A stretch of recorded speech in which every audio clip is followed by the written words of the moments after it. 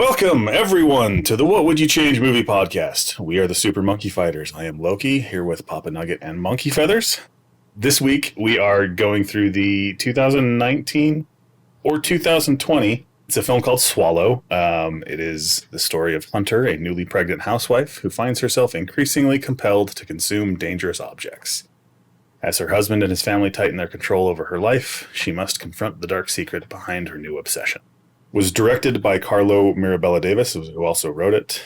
Stars Haley Bennett, Austin Stowell, Denis O'Hare, Elizabeth Marvel, David Rasche, Luna Lauren Velez, Zabrin Guevara, Laith Nakli. What do you guys think? So this is a type of movie that is kind of, if there's ever a movie labeled psychological thriller, yeah, it usually piques my interest to some degree. Mm-hmm. So I like things that are kind of on the fringe, a little kind of weird and make you think, and you never know where it's gonna go. So this is one that I thought, like, looking at it, the creep factor is up there high from the get go, like even before you get into the movie, like. So she's like, the cover of the film is her holding a thumbtack, right? Yeah. And so from there you're like, oh my gosh, what is this about? Yeah. I was expecting a lot from this one, actually. So yeah, and so like just getting into it, like that's where your mind is, right? It's like it's gonna be some lady that's just eating weird stuff. But it's more than that. It turns out that it's actually it kind of talks to, I think, a lot of people's. Let's just say it's a juxtaposition on the fears people, primarily probably women, have, and I can only speak in your personal experience, from my experience as not being a woman. But I would imagine, I would guess that people have fears about just having kids. And as a father myself, like from my perspective, like I get it. But it explains kind of in a way, kind of her reluctance to have kids. And it does more than that. It just explains kind of just her shitty relationship with her husband and family, and there's a lot of things that aren't being said, but you see it all.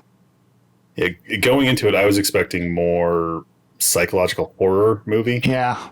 And it's really more like mental health drama, I guess. Yep. But kind of a weird balance of that. Like, especially from the get-go, like the opening scenes, like they're doing things that are designed to just increase your tension, right? I mean, one of the opening shots shows a lamb getting slaughtered, which doesn't have anything to do with the story. They're just showing that because in the next scene they're eating lamb, but they see that, and it's one of those things that you do that to raise the tension. Mm-hmm. But I was pleasantly surprised by it. I think I was expecting it to be more horror, and I was not looking forward to that. Cringe factor, more of a Midsummer kind of horror, like more existential dread horror kind of elements, kind of like that. And it kind of started that way, but I think the way that it evolved and turned, I was surprised and happy kind of by the end that it didn't go for it. I think it would have felt cheap if it just stayed down that road of totally gross horror things. Like, yeah. And it doesn't do that. And I think it actually kind of told a pretty good story throughout. I mean, it's not perfect by any stretch of the imagination, but it turned my expectations on their head in a good way. I feel like for how, like, because to me, this was like an unknown. Like, I just like stumbled across it. I hadn't heard of it until you recommended it. Things, like it was done very well. Like it was put together very well. Technically, I don't think that there were any flaws within anything. Like, there were no boom mics falling down and shot things like that. But even just the quality of the shots, I think were good, both technically and artistically. Yeah. Adequate. And one of my complaints from a recent one we watched that recently won an Oscar was it didn't hold long enough on the shots. And this one, I think, did. And even times where it felt like it held maybe was too long or there wasn't a lot going on, it was kind of dragging things out. It still fit that kind of... It fit the film really well. Like she's early on contemplating what she's doing, and so it's her sitting there contemplating it. And rather than like cut 15 times, you're showing her sitting there contemplating it and going back and forth, and then slow zooms in on objects and things like that. That just it fit. It did really well. Yeah. So it's odd because there's certain aspects of film that shouldn't stand out. They should just, if they're really good, you don't really notice them. But I did notice the sound design because it was good. So they focused a lot on making sure objects made noise a little bit more noticeable than it normally would be, because that's kind of the focus on it. Can you give an example? When the marble, the first thing that she swallows is the marble. Mm-hmm. Like when she's looking at it in the little dish thing that it's in, like you can hear the creak of the lid opening up on it and those kinds of things. But the thing that I noticed just before that, she's sitting alone in the room. When she got up to move, like you heard the scrub of her foot on the carpet and things like that. Like there was a lot of attention to detail in it. And I recognized that it was happening, and then I paid attention to it throughout. And so I don't think it was bad. It's one of those weird things where it was drawing your attention to the objects. Because you mentioned the marble scene, and I remember the scene in the restaurant with the ice. The kind of the main prominent of what started it, to where the sound design was used to draw your attention to what she was going to do, or things like that. So that was an interesting use of sound design instead of it just being in the background and like an everyday situation in life. This was more to enhance the situation. Like I said, it was noticeable, but it was good. I think it was noticeable because it was good, where, a lot of times it's there and you don't recognize that it's happening, kind of a thing. So I did really enjoy that aspect of it. And I think it leads to this because like as a viewer, like you feel like you have a very like close connection with Hunter as a character, because like she's kind of alone compared to the other characters, but us as viewers are like right there with her, and like there's a lot of nonverbal cues, and I think with the sound design that just kind of pulls it all together to make you feel what she's feeling. The scene with the ice when she's in the middle of telling a story and then she just gets cut off with, "Oh, before I forget, did you respond to this email, this work email?" And you're just like, like that frames her situation perfectly and gives you a moment to identify with her. Because I think most people can identify with that kind of a situation where you're in the middle of telling a story and somebody just interrupts and off you go. Yeah, so. Especially a story that you don't even want to tell, but you've been prodded on to tell, and then you're cut off in the middle of telling it. If you don't identify with all of that, you identify with one half. Either being prompted to tell a story you don't want to, or being cut off. And it works really well to help build that connection between the audience and Hunter. That was something that was interesting to watch, is this character as she is in isolation in a way, because she comes from a low working class station, and her husband's, rich, and his family has money. And she's always trying to make a good impression. She's always trying to do the nice thing. And there are moments with her husband, or even with her mother-in-law, where it's just, "Oh, I made grilled cheese sandwiches with tomato soup. Do you want some?" And the mother's like, "Oh, no, sorry, I have other plans. Oh, I can make something different. No, it's okay." And just situations like that. Or even when she was trying to iron her husband's tie, and he snaps and flips out. He's like, "Well, there's no other tie that can go with the suit." It's like, okay, first take a step back and breathe. Yeah. It's okay. It's okay. Yeah. But it was an interesting journey to see as this character with her condition, her psychological condition of eating things that you should not be eating. It was interesting to see that when she was out of control, she would then eat an object to get into control. Because as her life was unraveling around her, the only way that she can feel a sense of control was to eat something that brought her excitement and made her feel good. So that was something that was interesting to witness.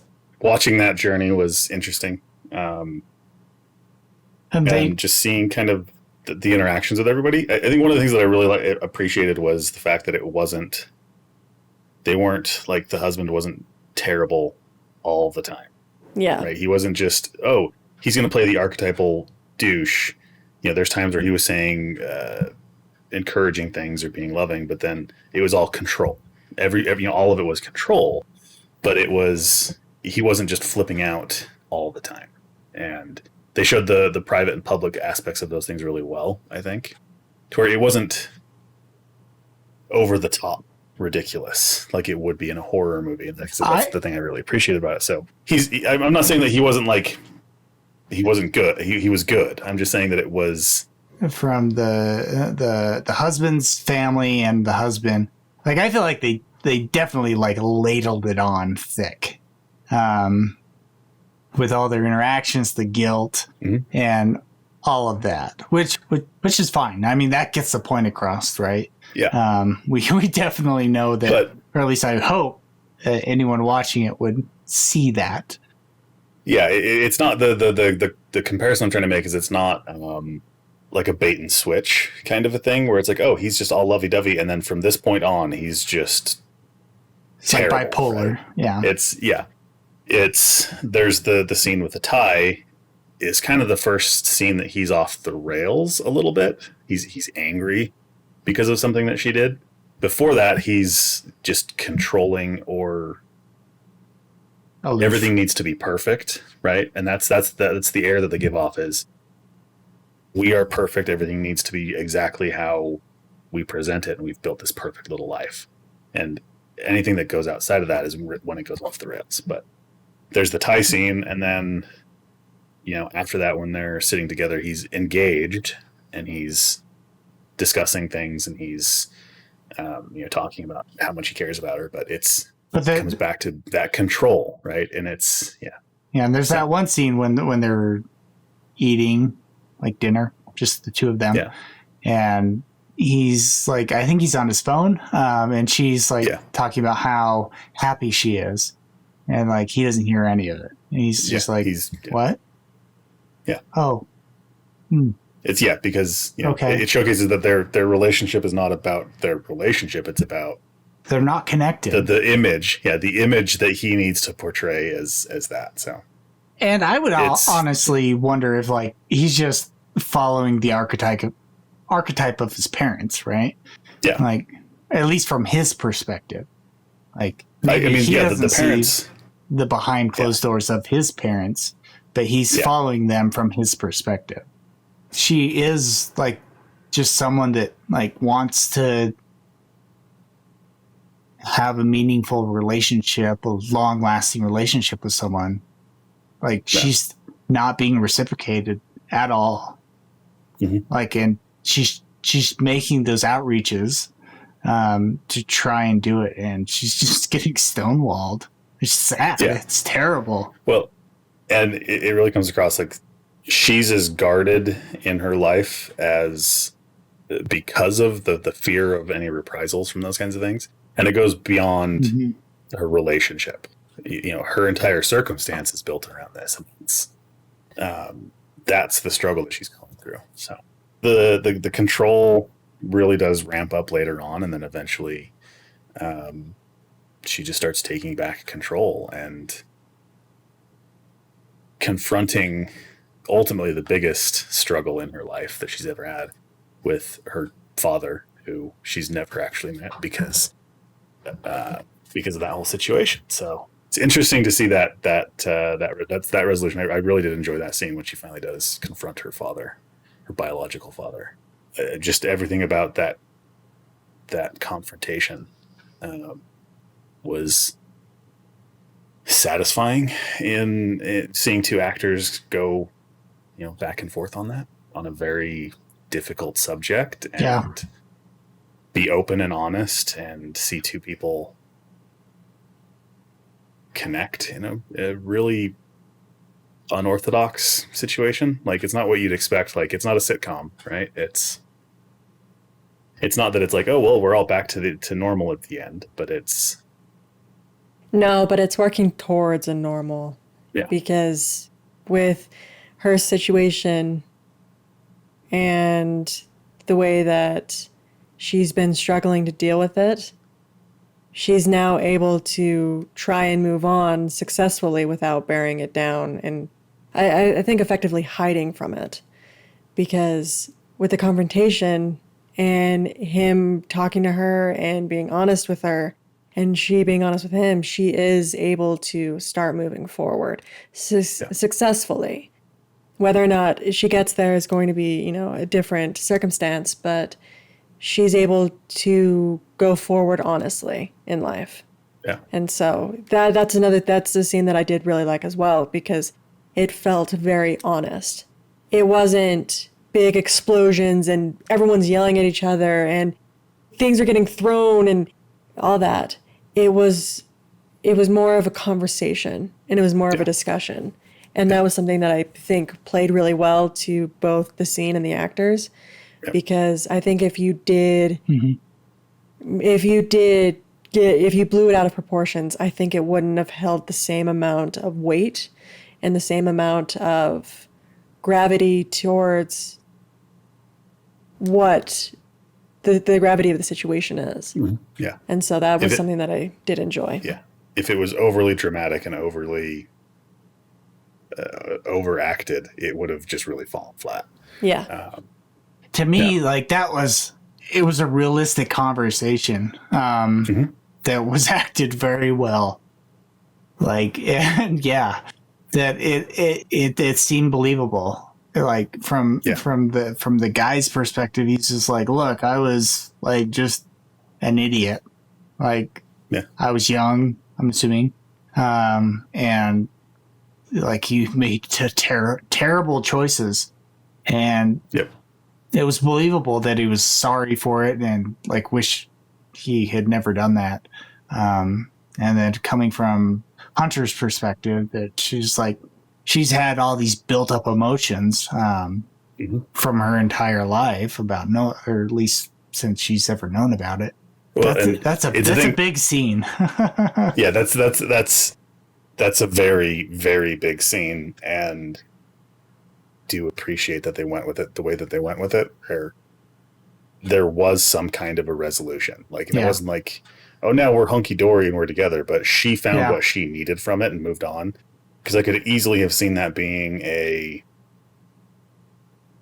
ends in murder kind of a situation. Where it's just all right, out of the blue, just bam, shoots this guy.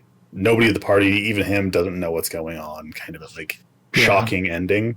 And they didn't do that. And I actually really, really appreciate that, because it that feels more like a cop-out ending kind of a thing. So it's... Well, and I think it speaks to just the suckiness of life. And the people that have been thrusted into those situations, whether by choice or by situation, and trying to live the next day, that, to me, that's what it's shown. And that's what most movies don't want to talk about.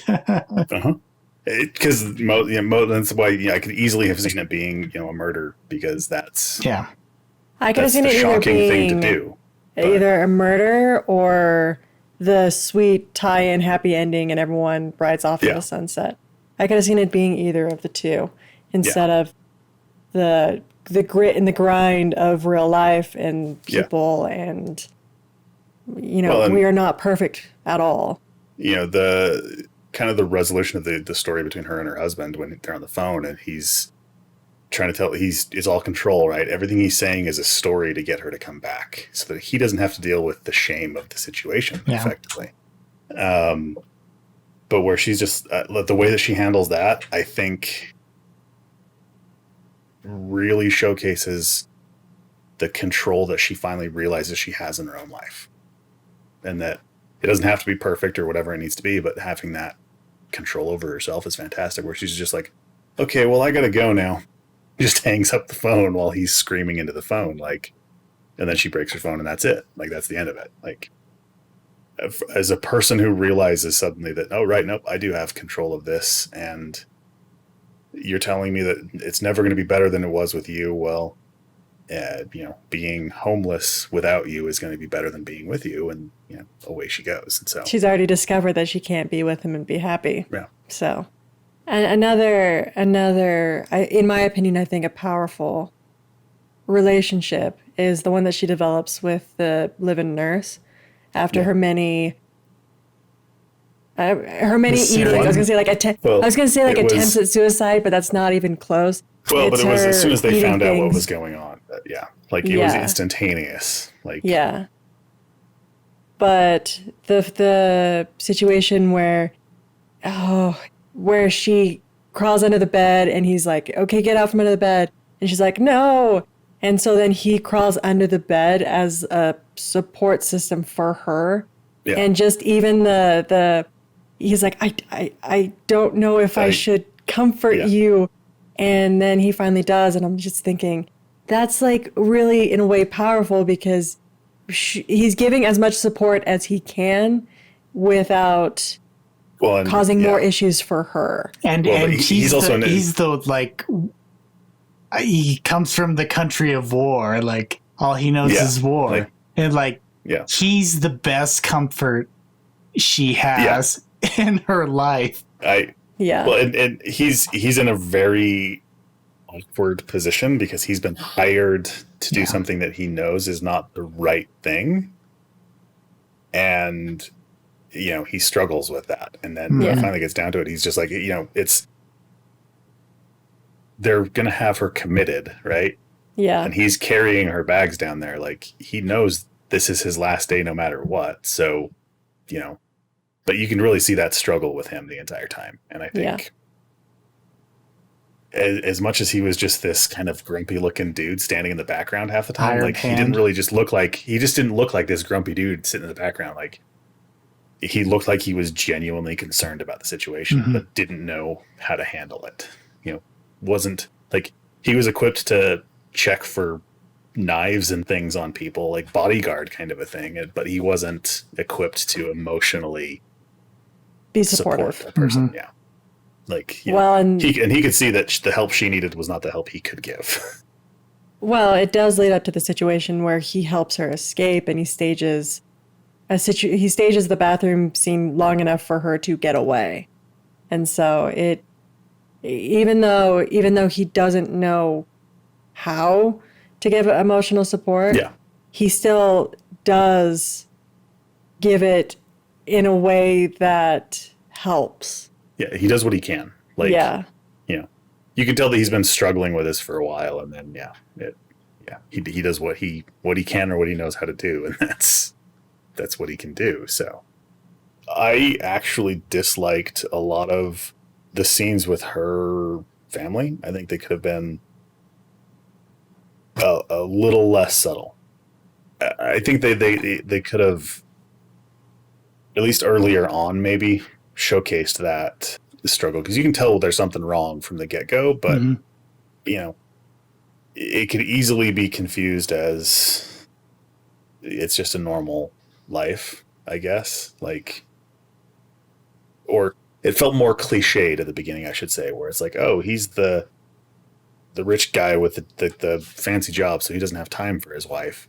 Not he's trying to control every aspect of her life, right? Because I think by the time she eats the first marble, you've never really seen anything majorly controlling from them yet. And so, you do see that throughout. Like, that does happen.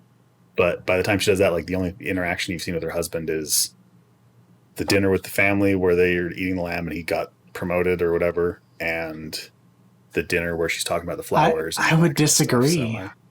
It hit me hard. I saw it from miles away. Well, Like to me, like, it was yeah, these guys suck. That the controlling didn't really showcase itself to me, at least, until she had the surgery when they started pulling everything out, the ultrasound, and they found all the stuff. Like, to me, that's where it finally hit that point where it was like, okay, yep, these guys do control every aspect of all of it. And I guess maybe it's I bought into their level of control, because there's the scene where she's talking about the drapes. She's reaching out to her husband and backs off the last second, right? She's gonna tell him what she did, that she swallowed a marble to have control. It was this crazy thing, but she backs off of it. And to me, I guess that just, it didn't hit until a certain point, and so I think it builds. I think both the controlling, or seeing the controlling level of control from the family and the husband, and kind of her path down eating things. Yeah. Like, I feel like those are parallel tracks that we see at the same time. But I bought into the fakeness of all of it, right? Everybody's faking it. They're all pretending to be happy. And I fed into that. So I thought she was just being as fake and cliched as the rest of them. Not that she was anything other than what she was presenting. So I think she was trying to figure it out how to, but then got lost and realized it was just all a sham from the get-go. To be more clear, I think she was trying to fit in. I think that's a better way of stating that. I think living up to the expectations of what the family wants. Yes. I actually don't have much that I didn't like about this. This is a movie that just makes you think about everything that's going on. And so it's not, for me, easy to pick things apart. But one thing that really did I didn't like, I was going to say, it makes me unhappy, but that just seems too simple. It's the situation with the psychologist. Because that's an absolute breaking of, I can't think of like what it's called, but it's the doctor-patient confidentiality. And the fact that the psychologist is just like, oh yeah, I'm going to be giving all this information that you're telling me to your husband.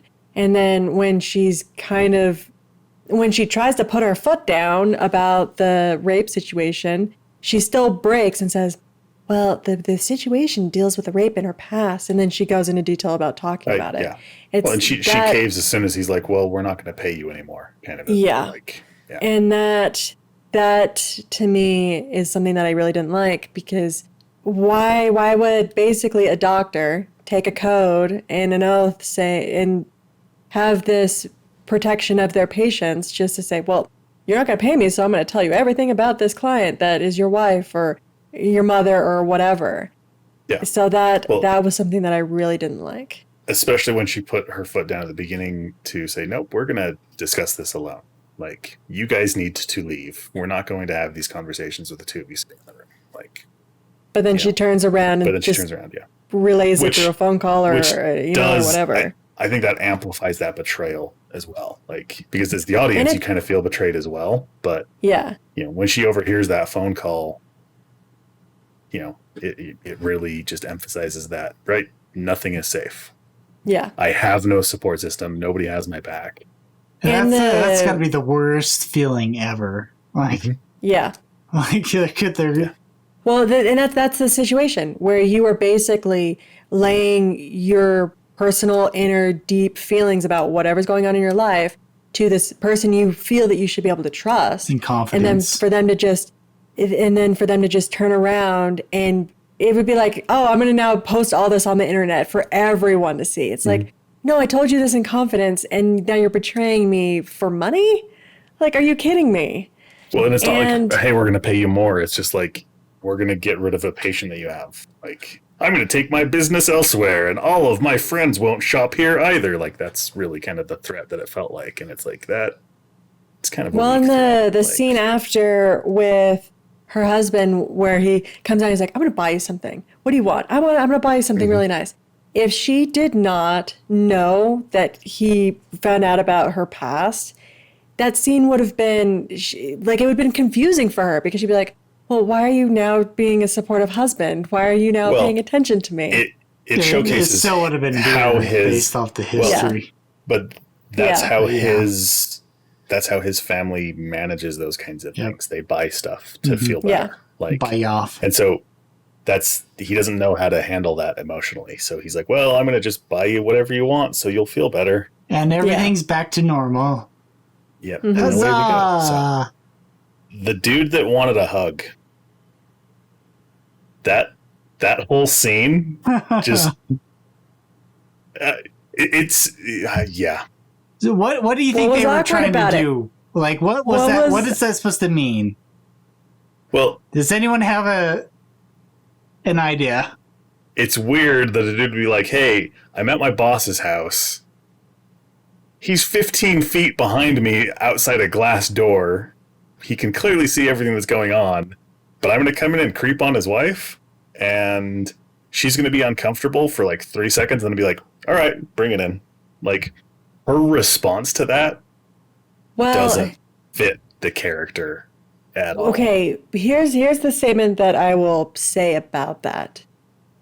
I kind of think it does, because here she is in an isolated situation where she's not being paid attention to, that no one effectively cares about her, and this guy walks in and he's giving her attention. And in a way, she's trying to feel any sense of love or care or whatever. So while it might have been like 3 seconds of awkwardness, I think she was willing to give into it because she just wanted to feel something. And they showcase that when they're having the hug.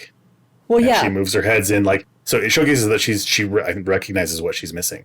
But it goes from, she's like, creepy, I want to leave the room, to like Midwestern sitcom mom response. She's like, sure, bring it in, let's go. Like, it's like it's a different character steps out for just that sentence and then comes back into the character. And So I think you see a few different mindsets through that scene with her as a character. You see the first, like, what? Like, what are you asking me?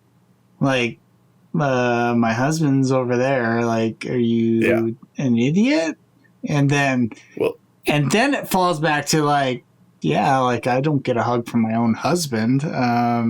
Maybe it wouldn't be a bad idea. And so she's obviously gone down a path of like experimental, whatever you want to call Weirdness. it. yeah.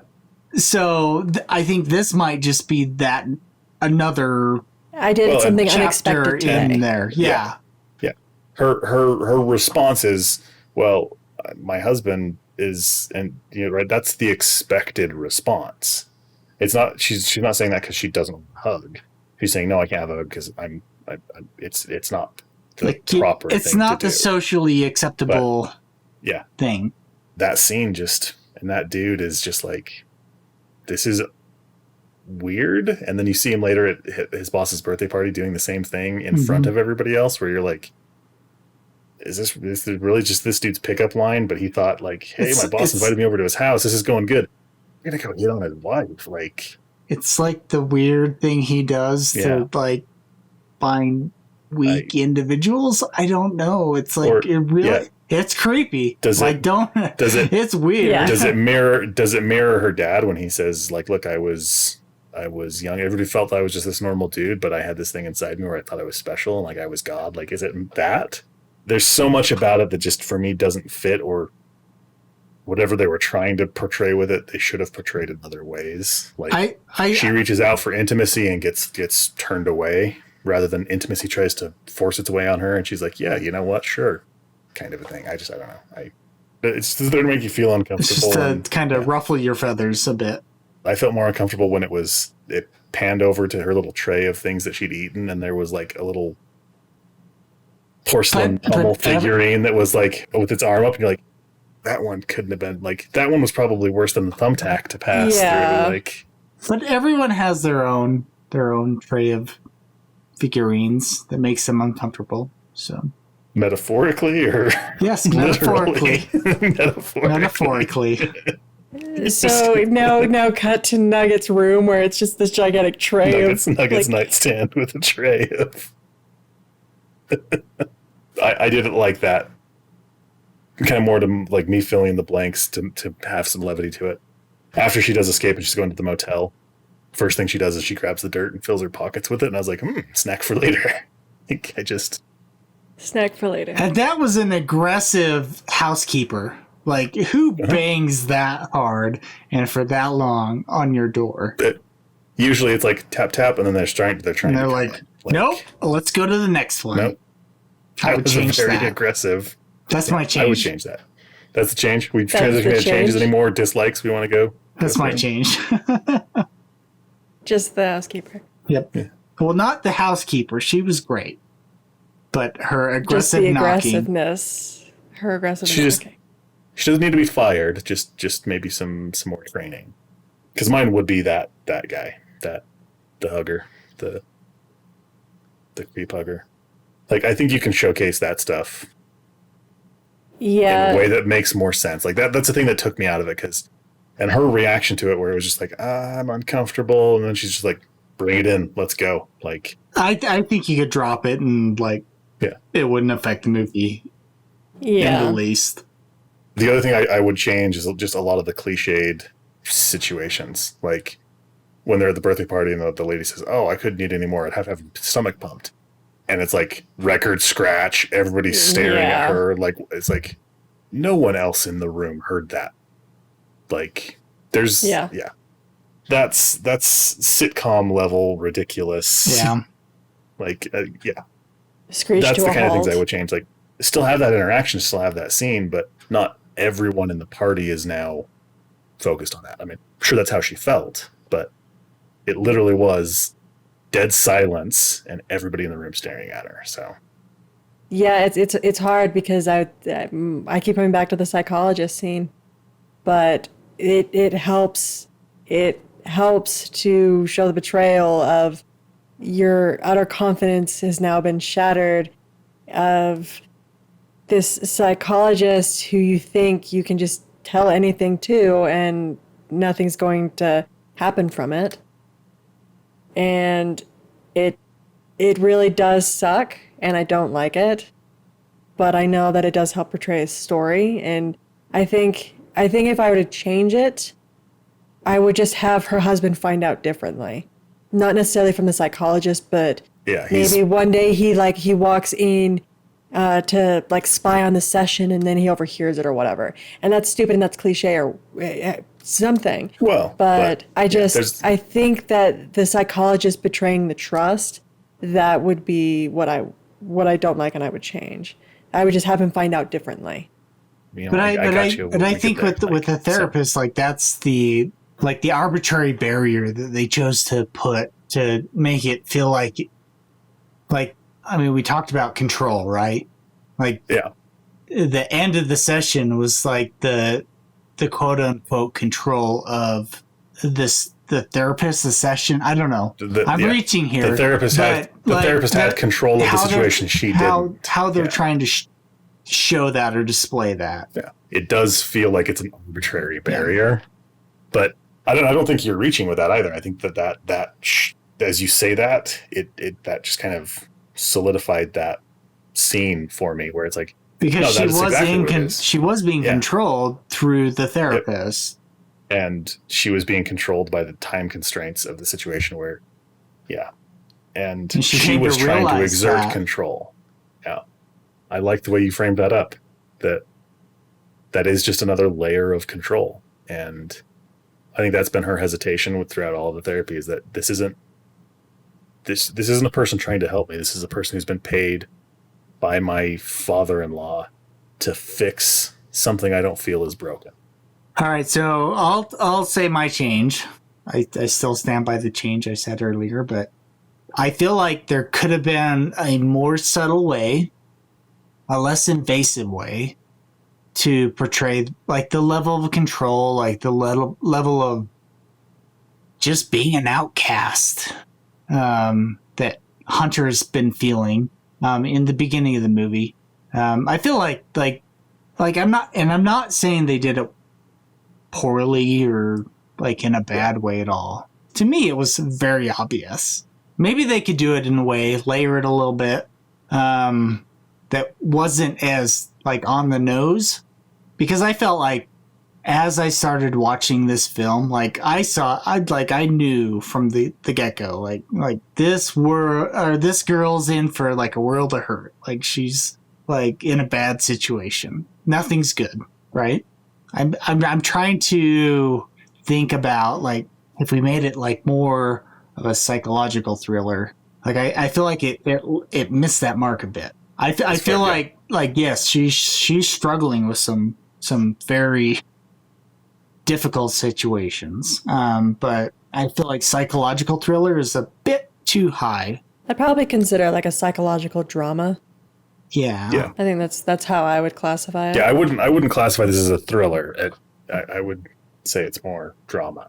I wish it wasn't the whole husband family setup wasn't as blatant as it was. That it was a little more maybe under the covers. Maybe they let in a little softer and built up on it, just not to hit you over the head from the get-go and realize, oh yeah, well, she's in a family that like that's not who she is. So I think that discovery, if it would have been a little more mellow, played out over a little longer time, and ramped up the pressure a little bit softer, I think would have had a bigger impact. Which, yeah, it's hard for me to identify with that approach, because for me it was a bit softer of an approach. Like it didn't hit me in the face. It didn't hit me in the face at the beginning as hard as it did for you. So, like, I guess I agree, because that's the experience that I had. So, if I could watch it through your eyes, maybe I'd be pleasantly surprised. I don't know. I agree. And like I said, they didn't necessarily do a bad job of it. It's just it maybe fits a little bit more with the way I'm describing the cliched elements. Like it just seems like this is very obvious that this is. It's very obvious, and that's ultimately what I'm saying is like it's very clear what's going on. I will say this, I do disagree with the 65% rating on Metacritic that it has. I think it deserves higher than that. I think it's thumbs up, I think, from all of us. Recommendation. So we've talked for a while, so it's good. Yeah. That's Nugget's requirement for these is So we will wrap this one up there. You should definitely go check this film out, Swallow. Let us know what you think down in the comments. If we ruined the whole film for you by you watching this podcast beforehand, sorry, but it's the world we live in these days. If you don't realize you're watching a podcast about a movie you haven't seen, I'm not going to be held responsible for any spoilers that happen. So we will catch you guys in the next one. And, adios. See ya.